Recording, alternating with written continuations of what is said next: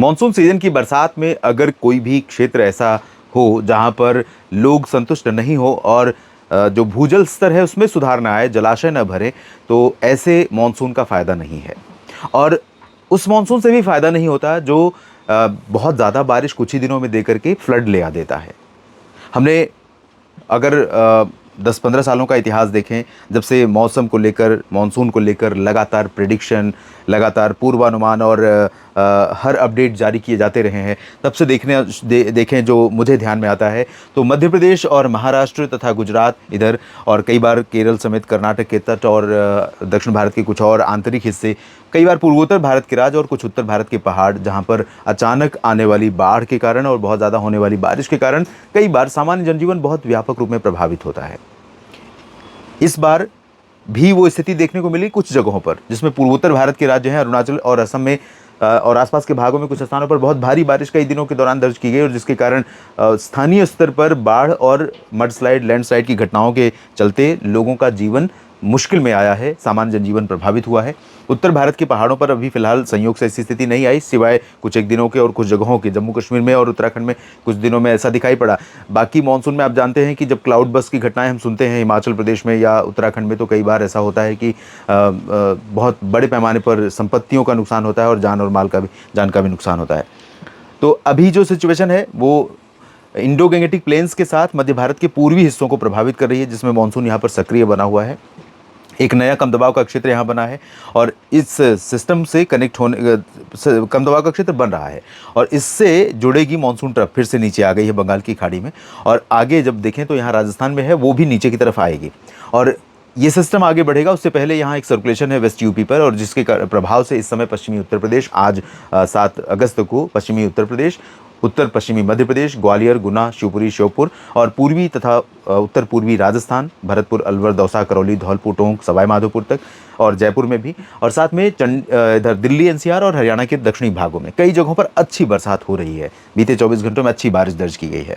और जब ये सिस्टम आगे की तरफ बढ़ेगा, जो यहाँ बना हुआ है वो, और फिर जो अगला सिस्टम आएगा, तो दोनों सिस्टमों के प्रभाव से संभावनाएं हैं दोस्तों कि राजस्थान, हरियाणा और दिल्ली, मध्य प्रदेश के उत्तर पश्चिमी ज़िले और उत्तर प्रदेश के कई ज़िले लगातार प्रभावित होते रहेंगे। हरियाणा पर भी बरसात अच्छी होती रहेगी। आप देख सकते हैं ये है सिचुएशन, जो ये सर्कुलेशन है धीरे धीरे आगे ही बढ़ेगा और यहाँ पर नमी काफ़ी ज़्यादा इकट्ठा होती रहेगी। तो जोधपुर और बीकानेर, हो सकता है बाड़मेर और जैसलमेर में भी कुछ बरसात की बूंदें पड़ें, कुछ फलौदी तथा पाली और जालौर तथा भीलवाड़ा पर भी बरसात हो, और यहाँ पर काफ़ी अच्छा सक्रिय मानसून रहेगा आने वाले कुछ दिनों के दौरान। लेकिन इधर बहुत ज़्यादा सक्रियता गुजरात, महाराष्ट्र, दक्षिणी मध्य प्रदेश और तेलंगाना, आंध्र प्रदेश, कर्नाटक, केरल, तमिलनाडु, गोवा, साथ में दादरा नगर हवेली, दमन दीव, पुदुचेरी, लक्षद्वीप, इन भागों में ज़्यादा सक्रियता नहीं, फिलहाल अभी है सक्रियता। केरल और लक्षद्वीप तथा कर्नाटक के तटों पर बारिश हो रही है, कल से वो कम हो जाएगी, तो यहाँ पर बहुत ज़्यादा सक्रियता नहीं रहने वाली।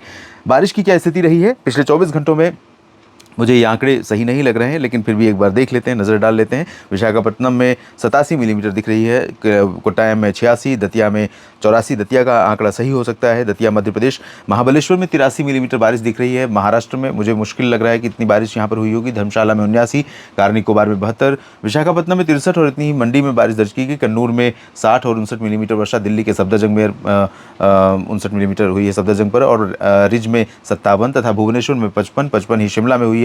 मायाबंदर में 54-53 मिलीमीटर बारिश टिहरी में दर्ज की गई है। रत्नागिरी में 52-51 हुई है। कोचीन, वेलिंगटन में और हीराकुंड में 50-47 मिलीमीटर हल्दिया और मनाली में दर्ज की गई है। हल्दिया पश्चिम बंगाल और मनाली मतलब हिमाचल प्रदेश। तो कई जगहों पर बरसात हो रही है और इसके परिणाम स्वरूप क्या हो रहा है कि बारिश के आंकड़ों में सुधार हो रहा है और अब मात्र 11% की कमी रह गई है। अनुमान था 10% कम रहने का। अभी हालांकि अगस्त और सितंबर 2 महीने बाकी हैं, अगस्त का काफ़ी समय बाकी है। तो 500 की जगह पर 443 मिलीमीटर वर्षा हुई है। आप देख सकते हैं लाल रंग जो दिख रहा है, ये कमी वर्षा में कमी वाले क्षेत्र हैं। और यहाँ पर झारखंड और बिहार का जो हिस्सा है, अब देखिए 35% की कमी है, 27% की कमी है और 27 की यहाँ पर कमी है। जिस तरह की परिस्थितियाँ दिखाई दे रही हैं, और यहाँ पर भी इधर राजस्थान, हरियाणा, तो हरियाणा और राजस्थान तथा मध्य प्रदेश, उत्तर प्रदेश, झारखंड, बिहार, इन जगहों पर मुझे ऐसा लगता है कि अगले 15 दिनों के भीतर ये मैप के रंग लाल से हरे हो जाएंगे, यानी सामान्य की रेंज में पहुंच सकते हैं। पंजाब में 34% की कमी है, ऐसा नहीं है कि 19 या 15% वहाँ पर हो जाएगी। बहुत ज़्यादा रिकवरी होने की उम्मीद वहाँ पर अभी नहीं है। ये लो प्रेशर जो बन रहा है, अगर वो राजस्थान की तरफ मूव न करके अगर उत्तर की तरफ ही रहा तो ज़रूर अगले सप्ताह 10 दिन के भीतर ही यहाँ पर कवर हो जाएगा। इधर की कवरेज मुश्किल है और दक्षिण भारत में जो कमी है 35%, आंध्र प्रदेश के कोस्टल रीजन पर 32 है, रायलसीमा रीजन में, साउथ इंडियन कर्नाटक में है 21, ये बहुत ज़्यादा अंतर नहीं है। 22% की कमी तटीय कर्नाटक पर है और केरल में 22% कम है, 27% कम है लक्षद्वीप में। तो इन भागों में रिकवरी हो सकती है अगर मानसून एक्टिव होता है तो। इस अपडेट में अभी इतना ही। बने रहिए लगातार मेरे साथ मौसम तक और न्यूज़ मीडिया मंच पर। यह जानकारी आपको ठीक लगे तो वीडियो को लाइक और शेयर करिएगा, कमेंट में अपने क्षेत्र के मौसम के बारे में और इस वीडियो पर अपनी राय जरूर दीजिएगा। नमस्कार।